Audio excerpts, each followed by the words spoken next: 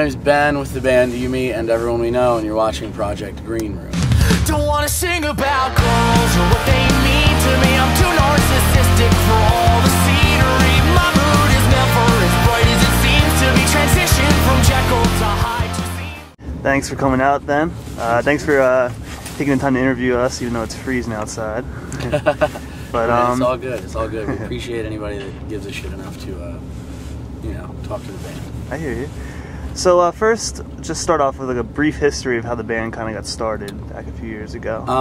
Well, the band, I guess as of on March 1st, we will have been a band for 5 years, and the band started sort of out of the ashes of another band that I was in. Didn't really have any aspirations to do anything seriously, music-wise, but I had some songs and I had some, you know, like lyrics and ideas, and we started working on those, and the guys didn't really, as hesitant as I was, they didn't really see, they wanted to start a new band. And they were like, you're going to be the singer. And I was like, the fuck I am.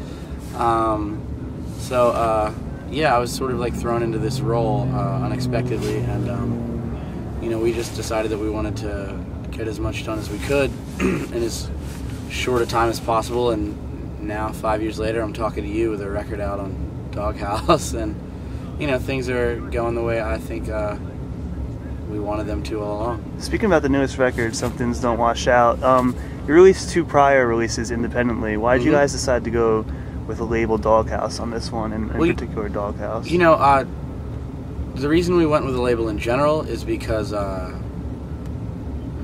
be truthful, had it not been Doghouse, we probably wouldn't have signed to a label. You know, we were planning on doing the record independently, but you know, we've always been a big fan of Doghouse as a label. They very quietly, without, you know, branding themselves or making a big deal about, you know, we're this label. You know, there are other labels that have done that in the past. They've shaped this genre, you know, with bands like, you know, the Get Up Kids and All American Rejects and Say Anything, Motion City Soundtrack. It's like the list, you know, it goes on, but they still operate things the way I think a label should operate, and I couldn't be more thankful that we're getting to work together on this record. Awesome. Now, one thing that a lot of people like about your music is it's very diverse. There's not just one type of sound. Yeah. You have songs like James Brown is Dead, you know, and you have songs like Trumpet. How is your guys' writing process done to formulate songs like that with the different sound? We kind of, you know, we take from so many different influences and places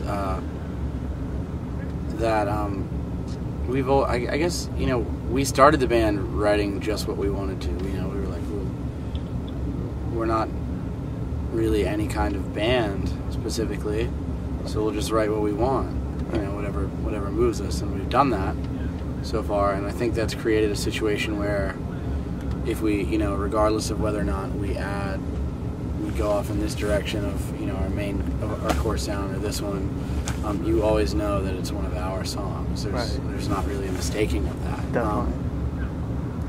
The writing process is always different. You know, when we first started the band, I was doing most of the writing. As far as like I write everything like melodically and lyrically and vocally speaking, and I sort of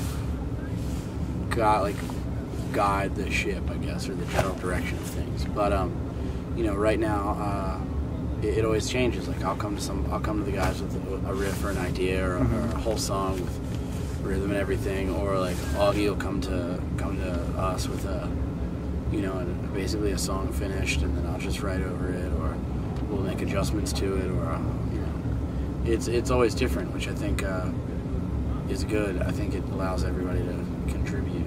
Definitely. Now with this, you know, diversity in sound, you guys are able to tour with a variety of different bands. Yeah. Like right now, you're out with Hello Goodbye, and then in a few days you're going out, or a few weeks you're going out with the Ready Set. Yeah. 2 totally different crowds. Absolutely. Is that do you guys enjoy that, being able to play to, like, you know, a younger crowd, and then this tour is like more of a college type? You know, I really like it. We don't fit easily into a box. We don't allow ourselves to be, which is tough when it comes to like business aspect of it, which is probably why labels have shied away from us. Live, it allows us to win over, I think, more audiences and more people at whatever show we're playing than I think a lot of other bands, because we have a little something for everybody.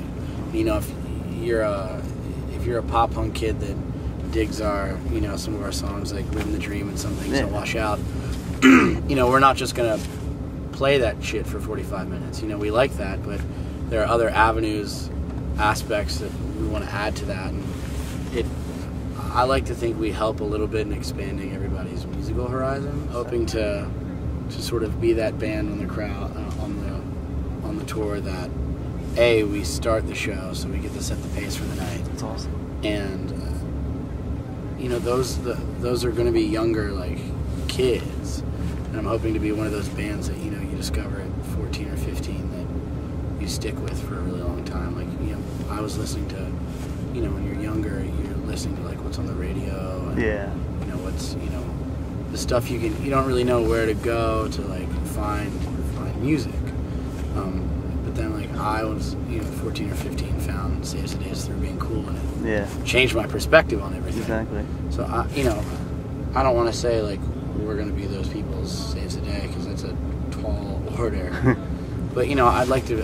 Ideally, we're approaching the tour with that mentality that we're something new, and I guess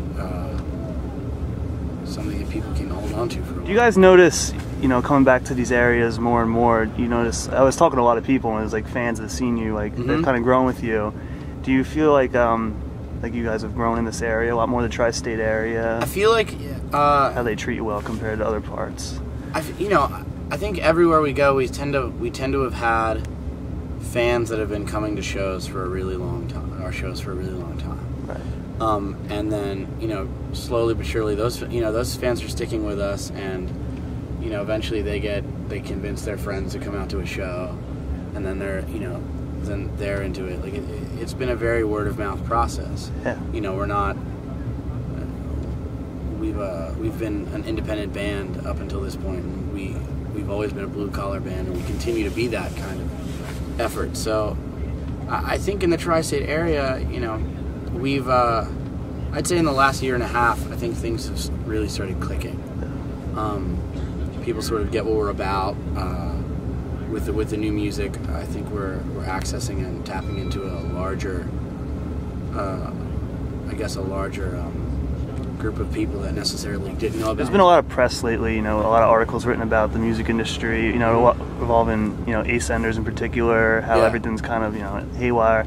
What is your advice to your fans? How can they best support you guys? That's a big topic right now. You know, the best way any fan can support a band is by coming to see the band live. That's, you know, that's a band's bread and butter. That's why we're on tour. You know, it's the best part for me of being in a band. I hate sitting at home and recording and not being on the road and meeting people that, you know, that your music affects in generally a positive way. So to me, that's always been, with this wide genre, the most important aspect of touring, or of being in the band and supporting the band. You know. After this next stretch of touring, what do you guys have in store? Well, between this tour and the next, we're going to be doing some recording, and then after the Glamour Kills tour, we're going to be touring more. Ideally, we're setting that up. Just, you know, tour, get the word out. You know, let people know who we are and that we're here and we're not going anywhere, and that we're, I think, a worthwhile band to give your attention to. Awesome. Well, thanks for taking the time to talk with us, and thanks for caring enough to do so.